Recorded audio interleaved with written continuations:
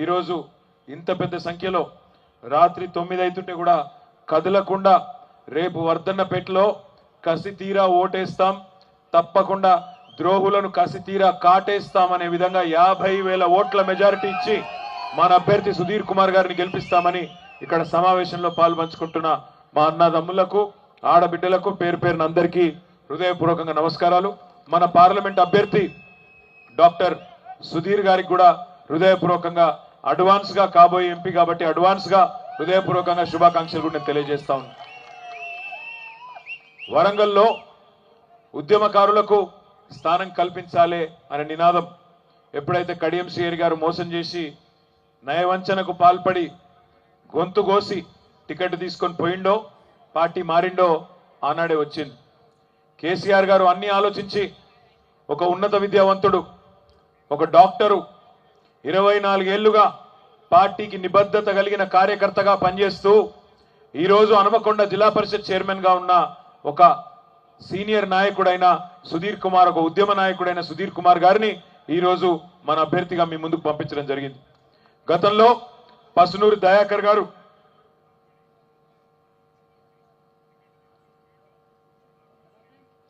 ఏం పెడుతున్నవి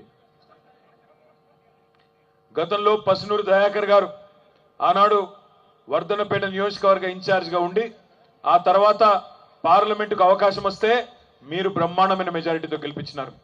తదనంతరం రెండోసారి కూడా ఆయనకి టికెట్ ఇస్తే అప్పుడు కూడా గెలిపించినారు. మరి ఈరోజు దయచేసి నేను మిమ్మల్ని ప్రార్థించేది ఒకటే, ఇవాళ వరంగల్లో జరుగుతున్నది, పార్లమెంట్లో జరుగుతున్నది విశ్వాసఘాతకునికి, విశ్వాసఘాతకులకు ఒక నిబద్ధత, విశ్వాసం ఉన్న నాయకుడికి మధ్యన జరుగుతున్న పోరాటం అనే మాట మనందరం కూడా గుర్తుపెట్టుకోవాలి.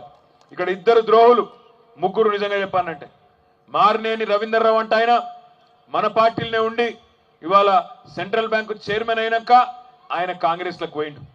ఆరూరి రమేష్ 2 సార్లు ఎమ్మెల్యేగా కేసీఆర్ గారి ఆశీర్వాదంతో మీ అందరి దయతో 2 సార్లు ఎమ్మెల్యే అయిన తర్వాత ఈసారి ఓడిపోగానే వెంటనే బీజేపీలకు పోయిండు. ఇంకొక వైపు ఏమో కడియం శ్రీహరి గారు, ఆయన ఒక్కసారి ఆలోచించండి, ఆయన టీఆర్ఎస్ పార్టీలకు వచ్చిందే 2013లో, సరిగ్గా ఆనాడు తెలంగాణ రాష్ట్రం వచ్చి 6 నెలల ముందు వచ్చిండు, వచ్చినాక 4 నెలల ముందే వచ్చిండు.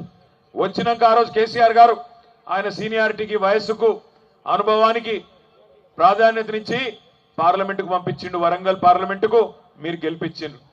గెలిపించిన తర్వాత సంవత్సరం లోపలనే ఆయనని ఎమ్మెల్సీ చేసి ఉప ముఖ్యమంత్రిగా రాష్ట్రానికి తీసుకొచ్చిండు. తర్వాత మళ్ళీ నెక్స్ట్ టర్మ్ లో మళ్ళొక్కసారి అవకాశం ఇచ్చి శాసన మండలికి తీసుకుపోయిండు. ఈసారి 2023లో గన్పూర్లో ఎమ్మెల్యే టికెట్ ఇచ్చి ఎమ్మెల్యే చేసిండు. అంటే 10 ఏళ్లలో 3 చట్టసభలు, లోక్సభ, శాసన మండలి, శాసనసభ. బహుశా నాకు తెలిసి ఈ వేదిక మీద కూర్చున్న ఏ నాయకుడికి కూడా 10 ఏళ్లలో గన్ని పదవులు రాలే, కడియం శ్రీహరికి వచ్చినట్టు పదవులు రాలే. మీదికెళ్ళి ఈసారి కుట్ర చేసి ఒక దుర్మార్గమైన ఆలోచనతో ఉన్న వాళ్ళందరినీ ముందు పార్టీలకు వెళ్ళి పంపించిండు.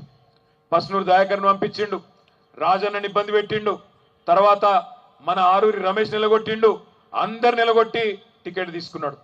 టికెట్ తీసుకున్న రోజు కూడా ఎంతో తీయటి పుల్లటి మాటలు చెప్పిండు. నాకే ఫోన్ చేసిండు, అన్నా రామన్న సారు టికెట్ కన్ఫర్మ్ చేసిండు నా బిడ్డకు, మరి ఇవాళనేమో నా బిడ్డ రాలేదు మీటింగ్కు, రేపు ఒక్కసారి వచ్చి ఆశీర్వాదం తీసుకుంటుంది, జరా సార్ దగ్గర ఎవరు ఉన్నారో చెప్పు అన్నాడు. నేను ఎక్కడో వేరే రాష్ట్రంలో ఉంటే అప్పుడు మన మహబూబ్ నగర్ వాళ్ళది ఎలక్షన్ ఉంటే అక్కడెక్కడో క్యాంప్ ఉంటే ఆడికి పోయినా, ఆడికి వెళ్ళి మళ్ళీ ఫోన్ చేసి ఇట్లా సారు కడియం శ్రీహరి గారు తన ఫ్యామిలీతో వస్తారట అంటే సారు వెంటనే రేపు భోజనానికి రమ్మన్నాడు. భోజనానికి వచ్చిండ్రు, భోజనం చేసిండ్రు, 2 గంటలు కూర్చున్నాడు. నాకు అందరికంటే ఎక్కువ సాయం చేయాలి సార్, నాకు కొద్దిగా ఎక్కువ సాయం చేయాలి వరంగల్ కన్నాడు. అది కూడా ఓకే అన్నాడు సారు. ఇవన్నీ అయిపోయినాక మంచిగా సంతృప్తిగా ఫోటోలు దిగి ఎక్కడోళ్ళు అక్కడ పోయినరు. తెల్లారి కావ్య కూడా నాకు ఫోన్ చేసింది, అమ్మాయి, అన్న మా ఆయన గుంటూరు ఒంగోలు, ఆయన ఎక్కడో ఆంధ్ర, ఆయన కూడా కేసీఆర్ సార్ ఫ్యాన్ అయిపోయిండు అన్న, మొదటిసారి కలిసిండు, పెద్ద ఫ్యాన్ అయిపోయిండు కేసీఆర్ గారితో, గంటన్నర కూర్చున్నాక ఇంత గొప్ప నాయకుడి కింద నువ్వు పనిచేసే అదృష్టం నీకు వచ్చింది అన్నాడు, ఫ్యాన్ అయిపోయిండన్న అని ఆమె కూడా చెప్పింది. చాలా సంతోషంగా ఉందన్న, నాకు అవకాశం ఇచ్చిందని పొద్దున 10:30కు మాట్లాడింది. ఏమైందో ఏమో తెలియదు, సాయంత్రం 4:30, 5 గొట్టంగా ఉత్తరం పంపింది. మరి ఆ 10:30 నుంచి 4:30 లోపల ఏమైందో నాకెరకలేదు. కాంగ్రెస్ వాళ్ళు ఏం మాయ చేసిండ్రో, ఏం ఆలోచనలు వచ్చినాయో 4:30కు ఫ్లైట్ ఎక్కిండ్రు, ఢిల్లీ పోయినరు, కాంగ్రెస్ కండువా కప్పుకున్నారు. నేను దయచేసి మిమ్మల్ని ఆలోచించమని కోరేది ఒకటే, ఈరోజు జరుగుతున్న ఎన్నిక సామాన్యమైన ఎన్నిక కాదు, కేవలం ఒక రెగ్యులర్గా రొటీన్గా వచ్చే పార్లమెంట్ ఎన్నిక కాదు. ఈ ఎన్నిక 100 రోజుల అబద్ధానికి 10 ఏళ్ల నిజానికి మధ్యన జరుగుతున్న ఎన్నిక.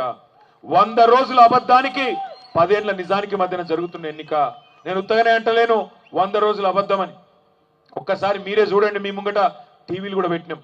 అరిచేతిలో వైకుంఠం చూపెట్టి ప్రజలకు ఈస్ట్మన్ కలర్ సినిమా చూపెట్టి ఓట్లు వేయించుకున్నారు. ఓట్లు వేయించుకునేటప్పుడు ఇష్టం వచ్చిన మాటలు చెప్పారు. ఎన్నికలకు ముందేమో అభయ హస్తం, ఎన్నికలు అయిపోయినాకనేమో భస్మాసుర హస్తం అయిపోయింది అదే హస్తం. ఇలా ఒక్కసారి చూడండి, రేవంత్ రెడ్డి గారు రైతులకు ఏమేం చెప్పిండో ఒక్కసారి చూడమని చెప్పి నేను కోరుతా ఉన్నా. ఏమన్నాడు ఆయన ఆనాడు?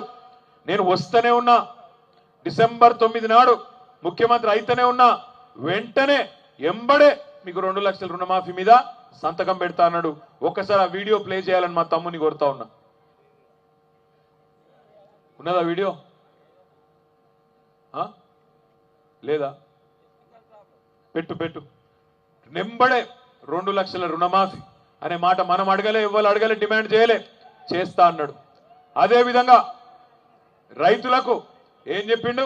500 బోనస్ ఇస్తా, వరికి మద్దతు ధరకు అదనంగా 1850 ఉంటే దాని మీదికెళ్ళి 500 ఇస్తా కింటాల్కు, నేను అధికారంలోకి రాగానే అని నమ్మబలికిండు. కేసీఆర్ వచ్చిందా? పెట్టాల్సిన డబ్బులు లిక్కర్ అంతా